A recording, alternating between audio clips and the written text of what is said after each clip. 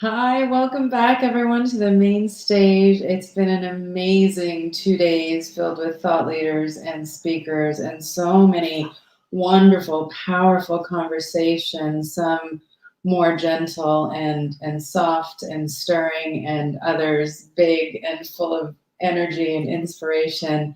And just like the next speaker, I'm very excited to announce that Laura Sniderman is joining us. Laura is the founder. Hi. Hi, Laura. Welcome. Laura is the Thank founder, tech executive, and international community builder. Currently, Laura is the founder and CEO of Kind, which is a groundbreaking digital friend-making platform. I love it. She you. consults well with us with the World Happiness Foundation in the areas of business development and marketing. Laura was previously the founder of the Get Together, an internationally renowned women's empowerment initiative, and recently completed her master's, bravo, at Columbia University in clinical and counseling psychology with a concentration in mind, body, spirituality. For those who don't know Laura, Laura Whitney Sniderman is a powerhouse. You're and too kind, Sarah. I have to and say the same about you. and she is here today to talk about embracing the future of friendship. Welcome, Laura. Thank you so much. Really, I could not be more grateful to be here. The nature of this event is so aligned with everything I believe in and want to contribute toward in the world. So thank you for having me. So excited to hear you speak. I'm going to hand it over to you and go off Great. camera. All right. Just going to check to make sure the slides are up and running. Perfect. They are. Okay, so hello again, everyone. My name is Laura Whitney, and honestly, I am so incredibly grateful to be here. I'd like to begin by saying that the last 2 years have been the loneliest that I have ever felt. I know that I am not alone in this feeling. So today, I'm going to talk to you about the urgent need to combat loneliness by destigmatizing and revolutionizing digital friend making. So in 2017, I was working as a senior accounts executive at one of Canada's most successful transformative technology companies, while simultaneously running an international women's retreat company. Through all of these experiences, I became increasingly fascinated by the psychology of human connection. So fascinated, in fact, that I decided to quit my job, leave my community in Toronto, and move to New York City in 2018 to complete my master's in clinical psychology. And at the same time, I had the brilliant idea to also try to take my retreat company to the next level by launching the largest women's festival in Canada. I landed in New York and I hit the ground running. I swear, you probably couldn't have caught me. And at first, the fact that I spent 75% of my time alone, writing essays all day, having Zoom meetings all evening, and working all night until 3 or 4 in the morning, honestly didn't seem to bother me that much. But after a few months of this lifestyle, I started to feel a deep sense of loneliness set in. And with that, I began to develop a whole host of mental health challenges. I experienced intense bouts of anxiety and self-doubt, along with debilitating sleeplessness, all of which perpetuated the development of unhealthy habits like binge watching Netflix, maybe some of you can relate, and drinking half a bottle of wine to try and turn my brain off. I thought that my accomplishments would replace my need for meaningful relationships, but I was absolutely wrong. I spent my entire time in New York prioritizing my to-do list instead of prioritizing my friendships and my well-being. And I ended up terribly damaging both. I learned through these experiences that I actually saw my friendships as a luxury, when in reality, they are an absolute necessity. So as we get older, the most of the systems that help us to build and maintain friendships disappear. Our days become filled with work. We devote our lives to our family and to our families and our responsibilities. And forming new friends, honestly, even maintaining old friendships drops lower and lower on our priority lists until one day we wake up and we realize that we hardly have any friends. Right now, many of us, myself included, are coming to this realization. We are living not only through a global pandemic, but a loneliness epidemic. And this is not new. People have been suffering in silence for as long as the word loneliness has existed. It's just the first time that society is actually holding space for us to have a collective conversation about it.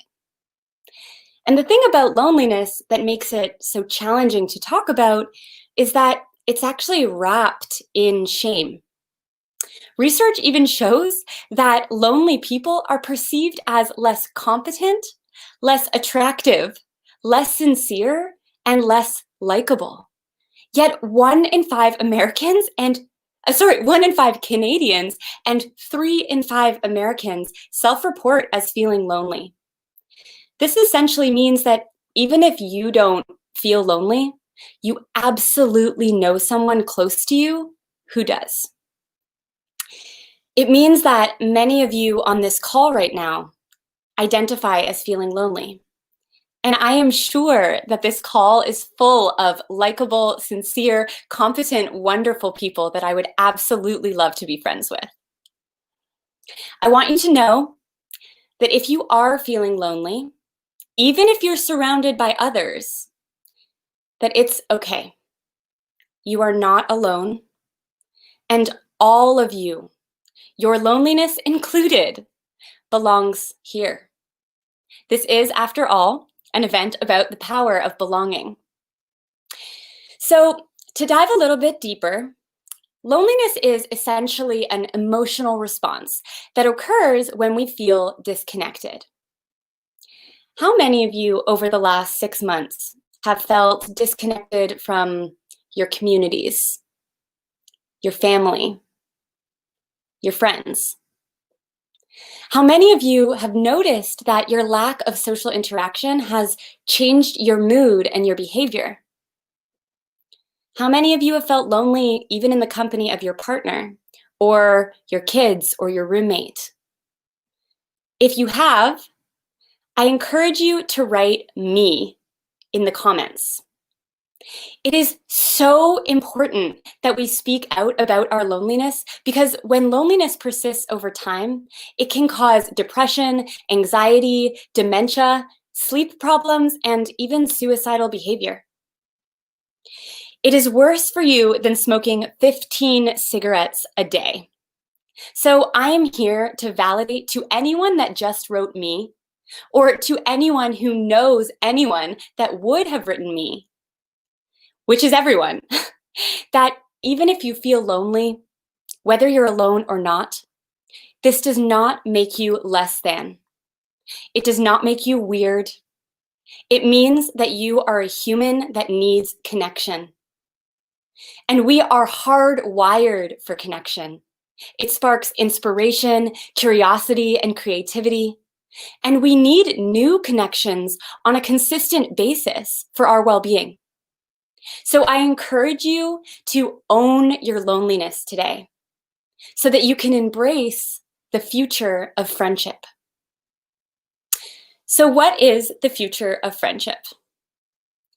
It is a world where digital friend-making has been destigmatized. And it is a world where digital platforms create the conditions for people to find and sustain meaningful friendships online. Let me explain. So there are many ways, obviously, to define friendship, But whether it be influential author Brene Brown, US former Surgeon General Vivek Murthy, or friendship researcher Lydia DeWorth, many of the world's greatest minds have come to a similar scientific conclusion. All of us, no matter our backgrounds or life experiences, have three core needs in any relationship. We want to be accepted for who we are. We want to know that we matter. And we want to feel loved. The fact that so many of us have indicated, even before the pandemic, that we feel lonely means that many of these friendships, both in person and online, are not meeting these core needs. But when these needs are met, they become as important to our health as our diet. And they are one of the most crucial factors for survival and reproductive success. And they mitigate all of the risks and health problems associated with loneliness.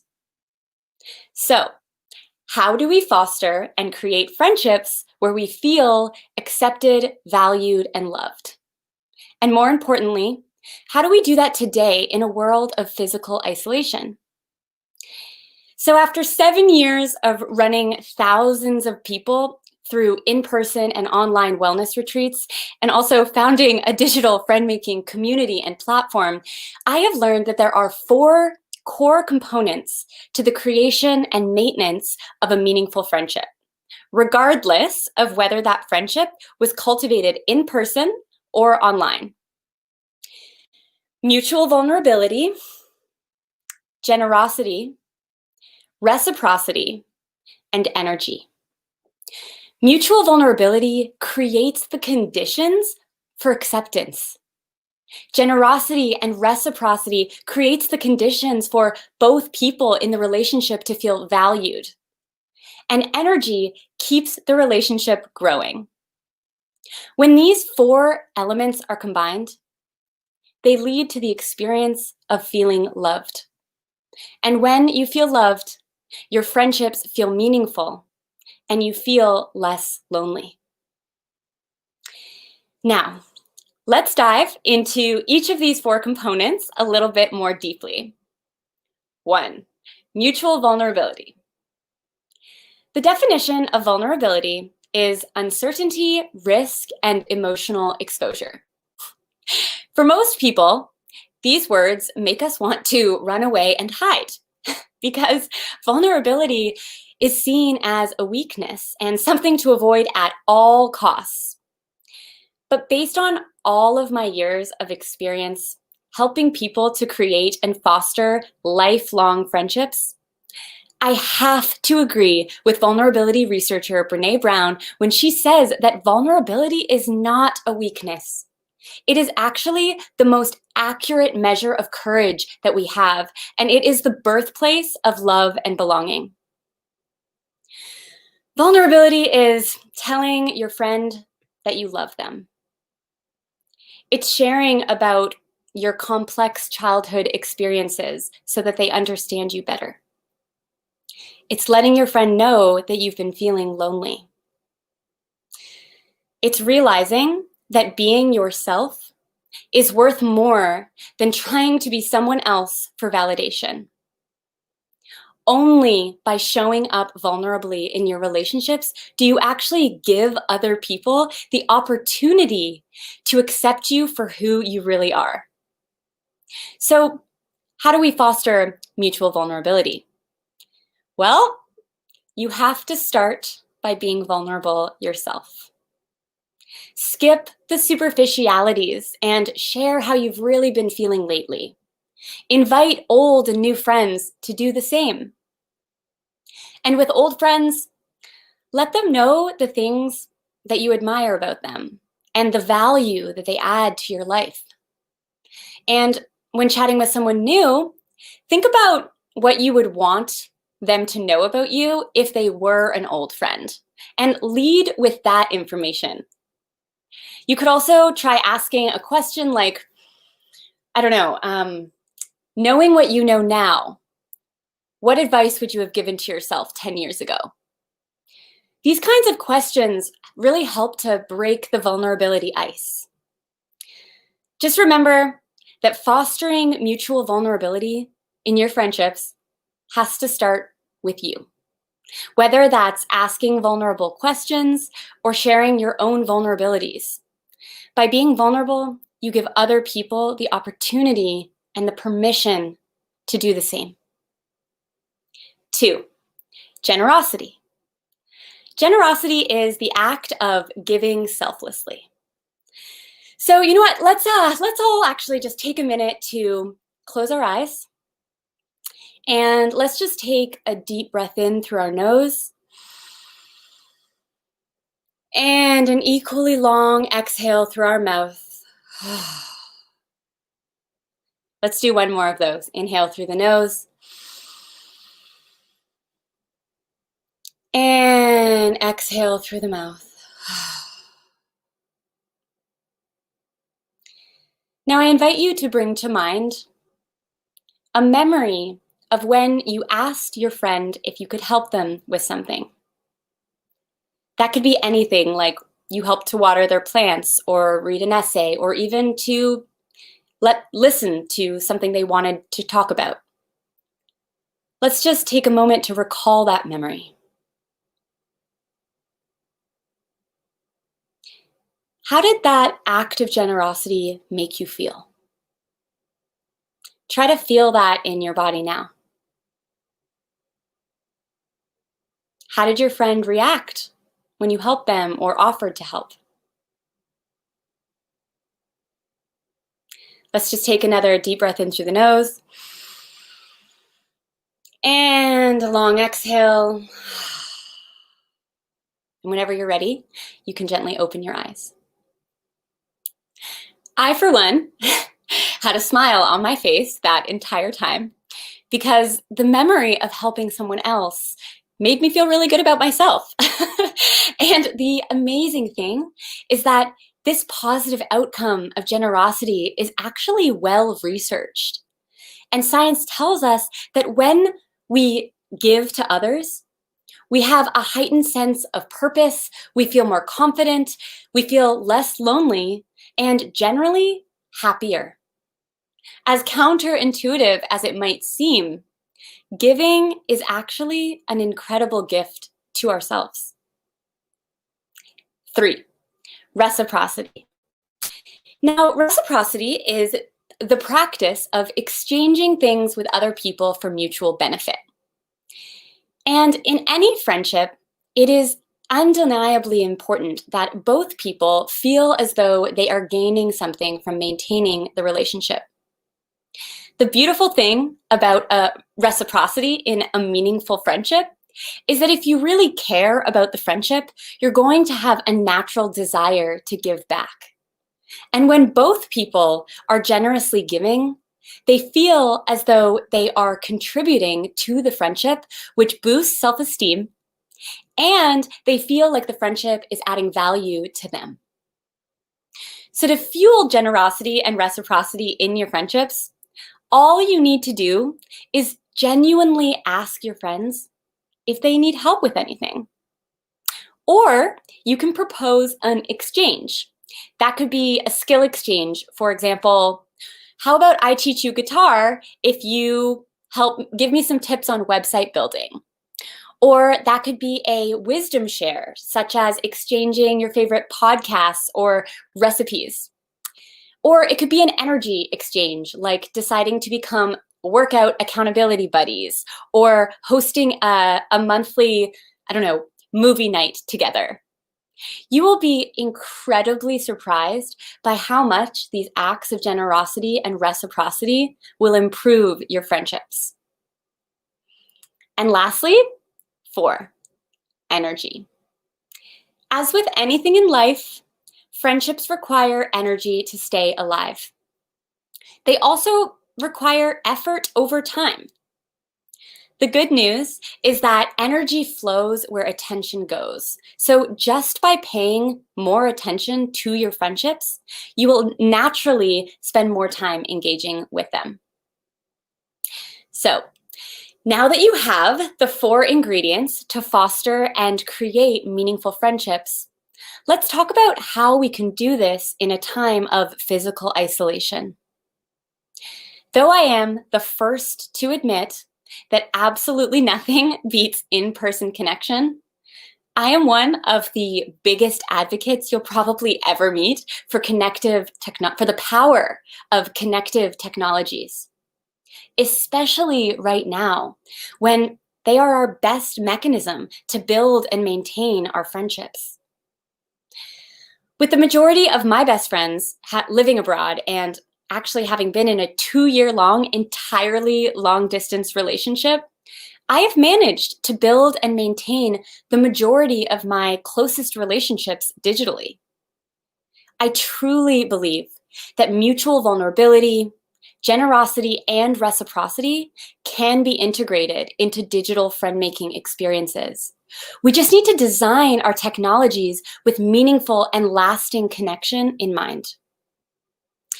There are 7.7 billion people in the world, and 3.8 billion of us use social media. That is 1 in 3 people.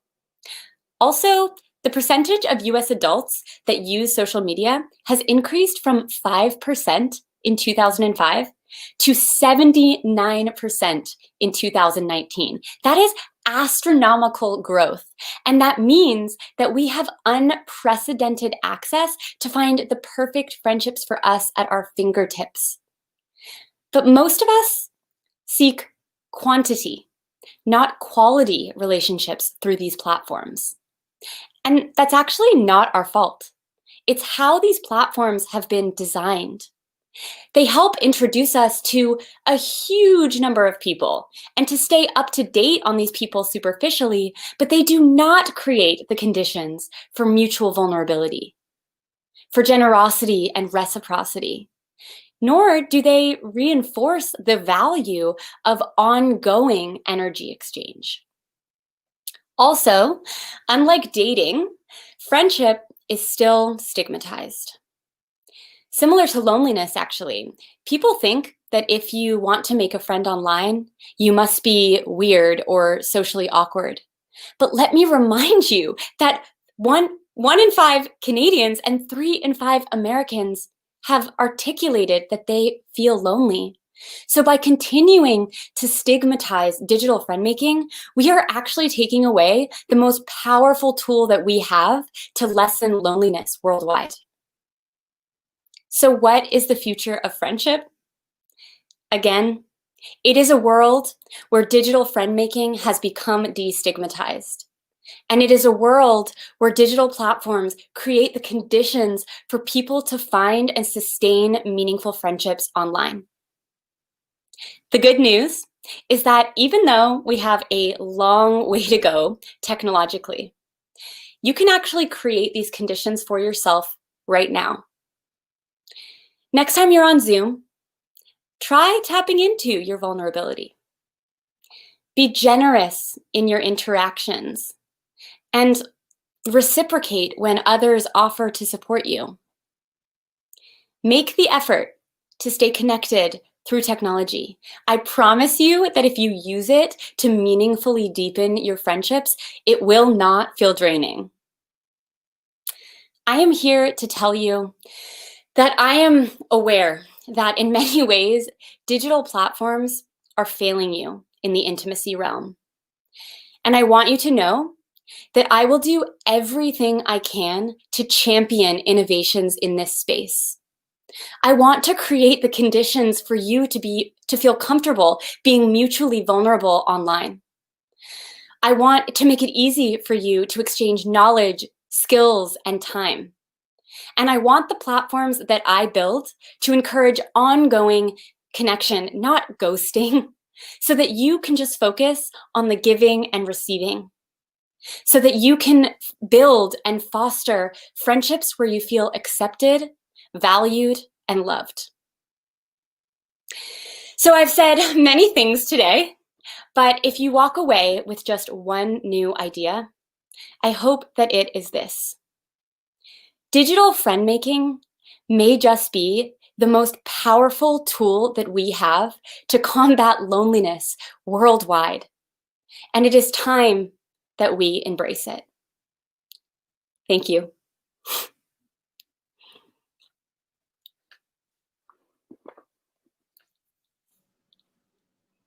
Thank you so much, Laura. That was absolutely wonderful. Thank you so much for having me.